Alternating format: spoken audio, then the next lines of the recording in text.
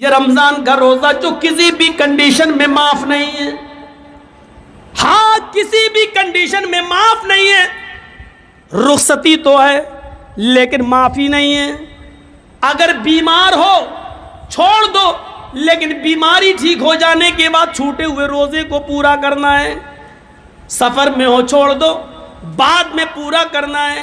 یہ روزہ اتنا زبردست فریضہ ہے کہ رمضان کے مہینے میں اگر عورتیں پیریڈ سے ہو جائیں، ان کو مہینہ شروع ہو جائے تو وہ نماز بھی چھوڑیں گی اور روزہ بھی چھوڑیں گی. 5 دن 6 دن جس عورت کی عادت ہے اتنے دن نماز نہیں پڑھیں گی، اتنے دن روزہ بھی نہیں رکھیں گی. لیکن روزے کا فریضہ اتنا اہم ہے. اسلام یہ کہتا ہے کہ جب عید کے بعد وہ صحیح ہو جائیں، نہا لیں، پاک ہو جائیں، تو چھوٹے ہوئے روزے تو وہ پورے کریں گی، لیکن ان دنوں کی چھوٹی ہوئی نمازیں وہ پوری نہیں کریں گی. نمازیں معاف ہیں، یعنی چھوٹی ہوئی نمازیں ان دنوں کی ان عورتوں کو پورا کرنے کا حکم نہیں دیا، وہ ان کے اوپر سے معاف کر دی گئی ہیں. لیکن چھوٹے ہوئے روزوں کو ان کو ہر حال میں پورا کرنا ہوگا. جرجی صاحب روزہ رکھتے رکھتے بیمار ہو گئے، 2 روزے چھوٹ گئے. سوچتے تھے کہ عید کے بعد رکھ لیں گے، لیکن 2 روزے جرجی صاحب نہیں رکھ پائے. محرم کا مہینہ شوال کا مہینہ جانے سے پہلے انتقال ہو گیا. جرجی صاحب کے جو 2 روزے چھوٹ گئے ہیں ان کو پورا رکھنا تھا. بیماری کی وجہ سے چھوٹے، ان کو پورا رکھنا تھا دوسرا سال روزہ آنے سے پہلے، لیکن انتقال ہو گیا. تو یہ مرنے کے بعد بھی میرے اوپر سے معاف نہیں ہے.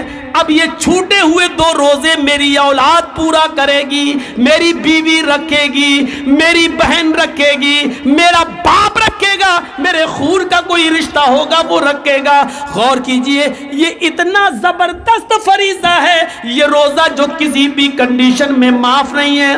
بہت زیادہ کوئی بوڑھا آدمی ہے جو روزہ ہی نہیں رکھ سکتا ہے، اس کے اوپر سے بھی معاف نہیں ہے. ہاں روزہ نہیں رکھے گا لیکن ہر ایک دن کے روزے کے بدلے میں مال فدیہ دے گا. ایک مسکین کھانا کھلائے گا، ایک فقیر کو کھانا کھلائے گا، پیٹ بھر کے اس کو کھانا کھلانا ہے.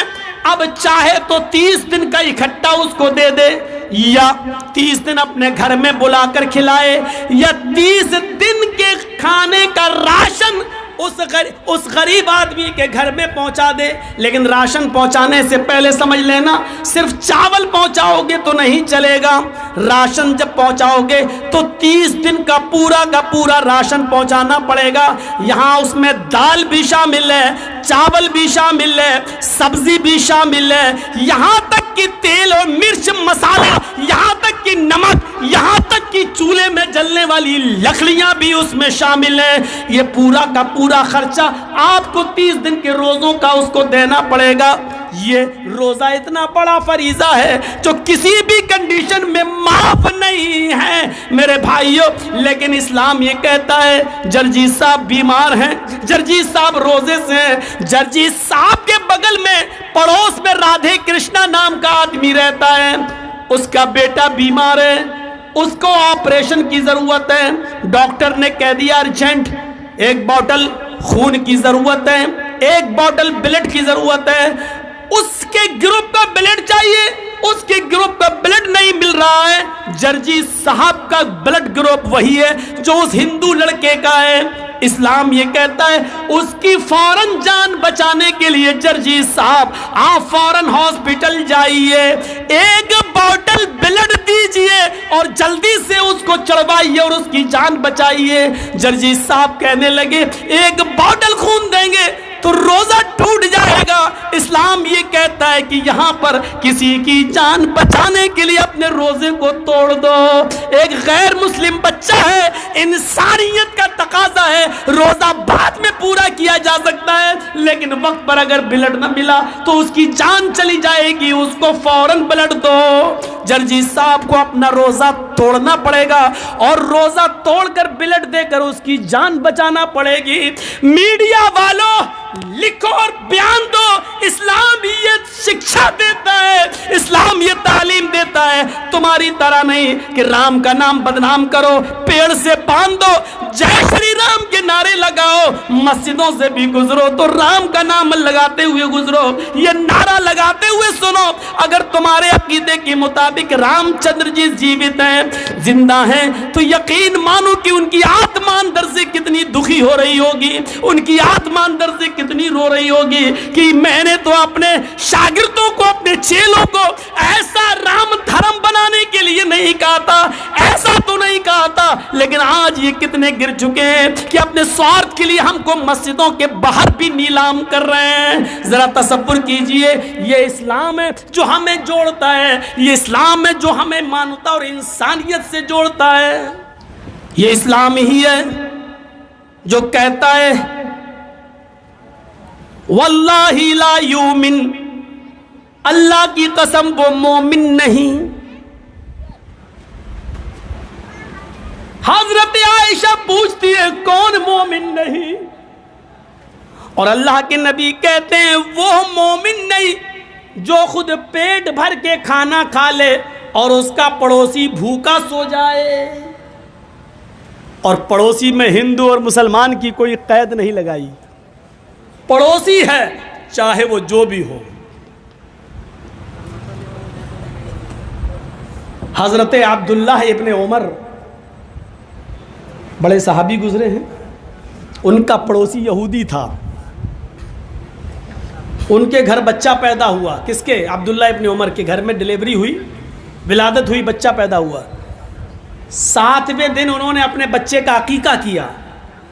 जब 2 जानवर ले आए और घर में बांध दिया तो अपनी बीवी से कहा देखो बीवी, जब 7वें दिन ये बकरे दोनों ज़िबा होंगे और गोश्त पक जाएगा तो पड़ोसी को ज़रूर पहुंचा देना। पड़ोसी कौन था? यहूदी। ज़रा इस बात को सुनते रहिएगा, पड़ोसी कौन था? यहूदी। और अब्दुल्लाह इब्ने उमर क्या कह रहे हैं? पड़ोसी को ज़रूर पहुंचा देना। बीवी ने कहा ठीक है। जब अकीके में 5 दिन रह गए तो कहा देखो जब ये जानवर ज़िबा होंगे, गोश्त पक जाए तो पड़ोसी को ज़रूर दे देना। बीवी ने कहा ठीक है।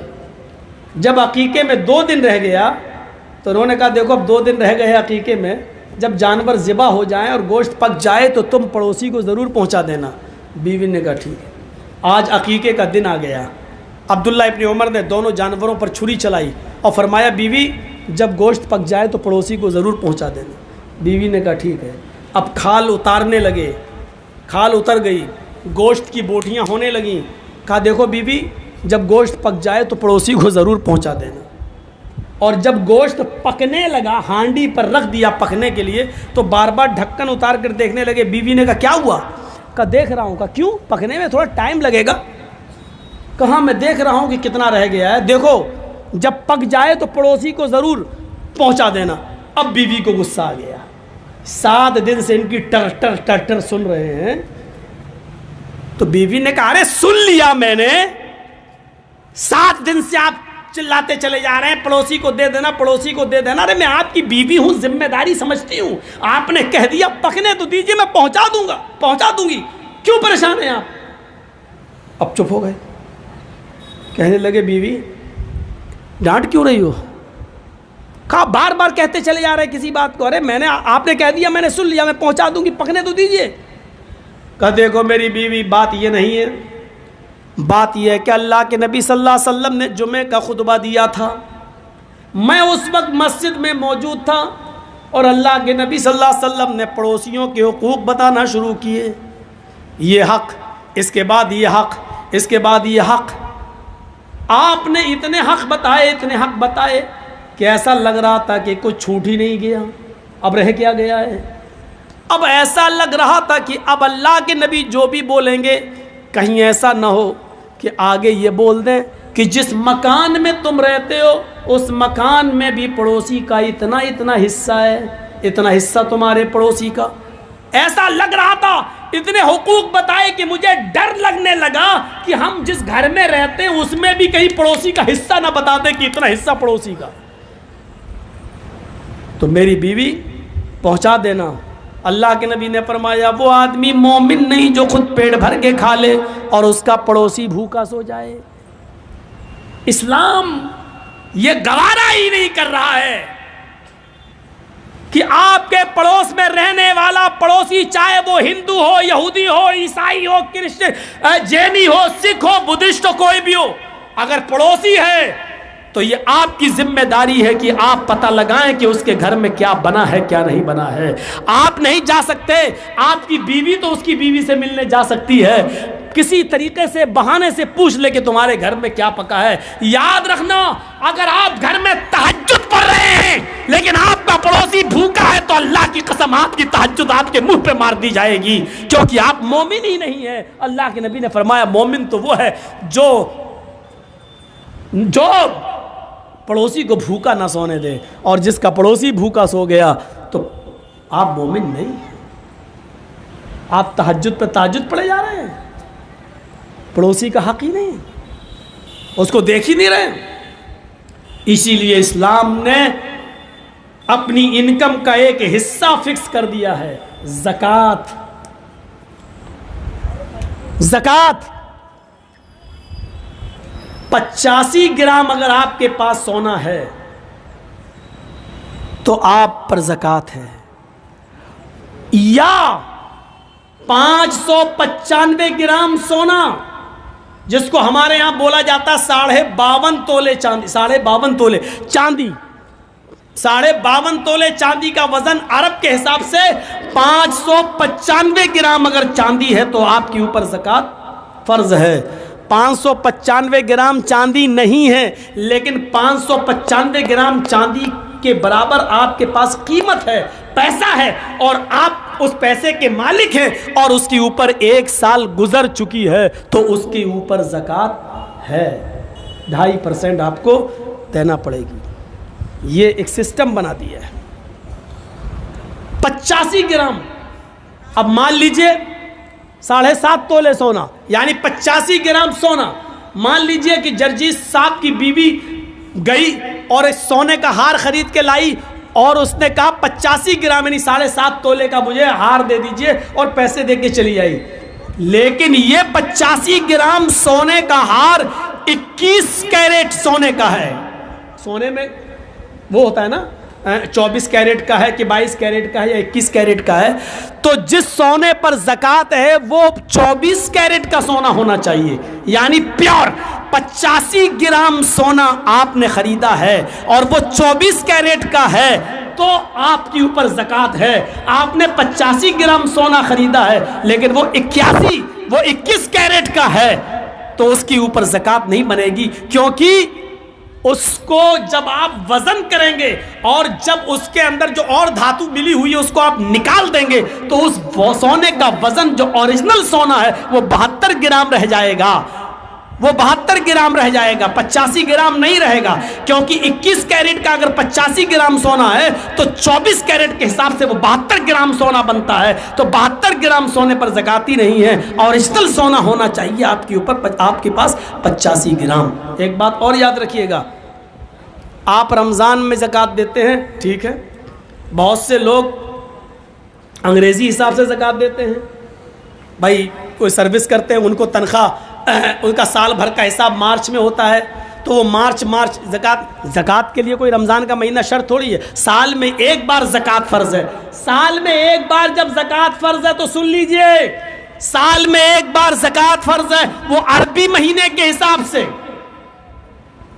اب آپ انگریزی مہینے کے حساب سے زکوٰۃ دیں گے تو کتنی دیں گے؟ زکوٰۃ بہت اہم مسئلہ ہے، 1 روپیہ بھی آپ ماریں گے تو پھنس گئے۔ زکوٰۃ آپ مارچ میں دے رہے ہیں، ہر سال مارچ میں دیتے ہیں، تو عربی سال ہوتا ہے 355 دن کا اور انگریزی سال ہوتا ہے 365 دن کا، 10 دن بڑھ گئے۔ آپ جب انگریزی کے حساب سے سال میں ایک بار زکوٰۃ نکالتے ہیں تو آپ کی زکوٰۃ 2.5% نہیں نکلے گی، آپ کی زکوٰۃ تھوڑی سی بڑھ جائے گی، اب آپ کی زکوٰۃ بنے گی 2.577%۔ سمجھ رہے ہیں نا؟ یعنی 1,00,000 روپے میں 2,500 دینا ہے آپ کو عربی سال کے حساب سے، 2,500 یعنی 2,500، لیکن آپ انگریزی حساب سے جب آپ زکوٰۃ دیں گے تو زکوٰۃ کتنی دیں گے؟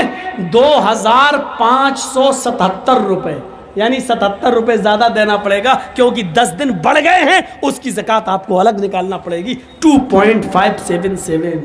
کہاں ہیں آپ؟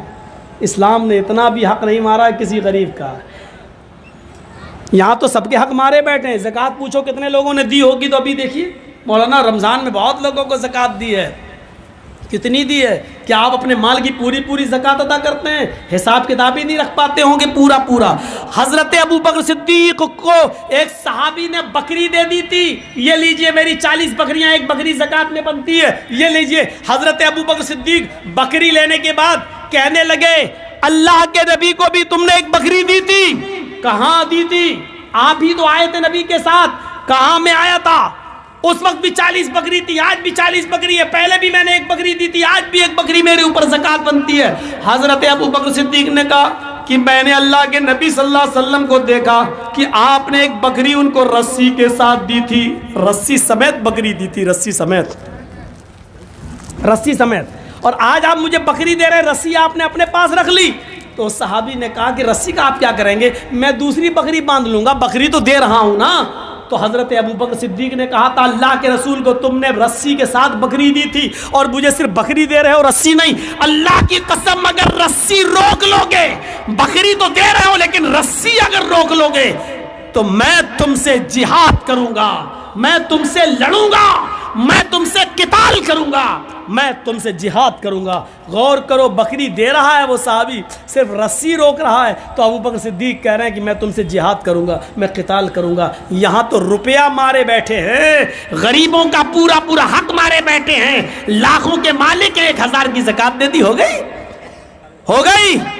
آپ کے پاس 1 لاکھ روپیہ ہے، 2500 روپے زکوٰۃ بنتی ہے، آپ نے 2400 روپے دے دیے، 2400 روپے آپ نے دے دیے،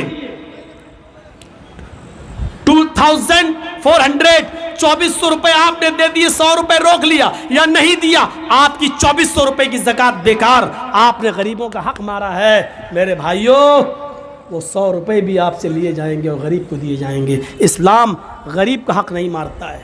اللہ کہتا ہے میرے پاس میرا حق مار کے آؤ گے، قیامت کے دن میں اپنا حق معاف کر سکتا ہوں، لیکن کسی غریب کا حق مار کے آؤ گے تو میں معاف نہیں کروں گا۔ نماز میں اور روزے میں کچھ کمیاں ہو جائیں تو قیامت کے دن اللہ معاف کر سکتا ہے، لیکن کسی کا حق مارا ہوگا۔ ہمارے اٹاوا میں ایک آدمی وضو بنا رہا تھا، میں مسجد میں وضو بنا رہا تھا، تو ایک روزے کی حالت میں، تو ایک نوجوان تھا، کلا کرتے کے وقت وضو بنانے کے بعد ہم سے کہنے لگا مولانا ایک مسئلہ بتاؤ۔ میں نے کہا جی بولیے۔ یہ وضو کرتے ہیں جو کلا کرتے ہیں نا، کلا کیا تو یہ پانی تھوڑا سا چپک جاتا ہے زبان میں، بھائی کلا کریں گے ایسے جب کریں گے تو اب پانی تو زبان میں تھوڑا سا لگ ہی جائے گا نا، ایسے تو کوئی نہیں کرتا ہے، پانی کو تھوک رہا ہو تو پانی زبان میں لگ جاتا ہے۔ اگر وہ پانی کسی طریقے سے حلق کے اندر پہنچ جائے، پانی کا قطرہ، وضو بناتے وقت جو پانی زبان پہ رہ جاتا ہے وہ قطرہ بن کے اگر حلق کے نیچے چلا جائے تو کیا اس سے روزے پر کوئی فرق پڑے گا؟ میں نے کہا تم نے مسئلہ بہت اچھا پوچھا، میں کل جمعے کے خطبے میں اس مسئلے کو بتاؤں گا تاکہ سب کو معلوم ہو جائے۔ کہنے لگا ابھی مجھے بتا دیجئے۔ میں نے کہا یار تمہیں بتاؤں گا تو میں اکیلے معلوم ہوگا، تم نے بہت اچھا مسئلہ پوچھا، کل جمعے کا خطبہ ہے، میں شاہی جامع مسجد میں خطبہ دوں گا تو تمہیں بتا دوں گا۔ کہنے لگا ٹھیک ہے۔ اگلی صف میں بیٹھا تھا وہ آدمی، میں نے پورے دن بھر اس کا بایو ڈاٹا تلاش کیا کہ بڑا متقی آدمی ہے، بڑا پرہیزگار آدمی ہے، بڑا نیک آدمی ہے، اتنی سی بات پوچھ رہا ہے، تو اس کا بایو ڈاٹا دیکھیں کہ کون ہے کیا ہے۔ تو اس کا بایو ڈاٹا ملا تو بہت کچھ ملا۔ تو میں نے جمعے کے خطبے میں یہ بات کہی کہ آج اس کا نام نہیں لیا، میں نے کہا لوگ آج ہم سے یہ مسئلہ پوچھتے ہیں کہ وضو بناتے وقت اگر وضو کا بچا ہوا پانی زبان پہ رہ جائے اور حلق کے ذریعے اس کا کوئی قطرہ پیٹ میں چلا جائے تو روزے پہ کوئی فرق پڑتا ہے؟ پانی کے ایک قطرے کو حلق کے ذریعے پہنچ جانے پر ان کو لگتا ہے کہ روزے پر کوئی فرق پڑتا ہے یا نہیں؟ یہ مسئلہ وہ پوچھتے ہیں جو اپنی بہنوں کا حق مارے بیٹھے ہیں، اپنی بیٹیوں کا حق مارے بیٹھے ہیں زمین و جائیداد میں، جب ان کی زندگیوں پر ماں اپنی بہن اور بیٹیوں کا حق مارنے سے ان کی زندگیوں پر کوئی فرق نہیں پڑ رہا ہے، ایسے لوگ یہ مسئلہ پوچھتے ہیں کہ پانی کا ایک قطرہ اگر حلق کے نیچے اتر جائے تو روزے پہ کوئی فرق پڑے گا یا نہیں پڑے گا؟ کیسے متقی اور پرہیزگاری دکھائی دے رہی ہے اس مسئلے کے اندر، لیکن نتیجہ کیا ہے؟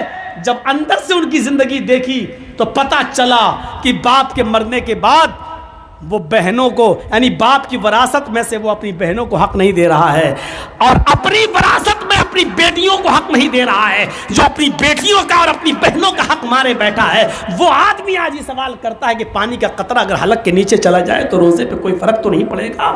تصور کریں آپ اپنی بہن کو 1 لاکھ نہیں 1 کروڑ کا جہیز دے دو، لیکن باپ کے مرنے کے بعد باپ کی وراثت میں بھی بہن حصے دار رہے گی، اور باپ کی وراثت میں تمہیں جو حصہ ملے گا تمہارے مرنے کے بعد تمہاری وراثت میں سے بھی بہن حصے دار رہے گی، یعنی باپ کی وراثت میں سے بھی حصہ ملے گا اور بھائی کی وراثت سے میں بھی بہن کو حصہ ملے گا، اور جب بہن کی شادی ہوگی تو شوہر کی وراثت سے میں بھی بیوی کو حصہ ملے گا، اور بیٹا اگر مر گیا تو بیٹے کی وراثت سے میں بھی اس کی ماں کا حصہ بنے گا۔ میرے بھائیو، اللہ کے رسول نے، شریعت نے ایک عورت کو چاروں طرف سے عزت دے رکھی۔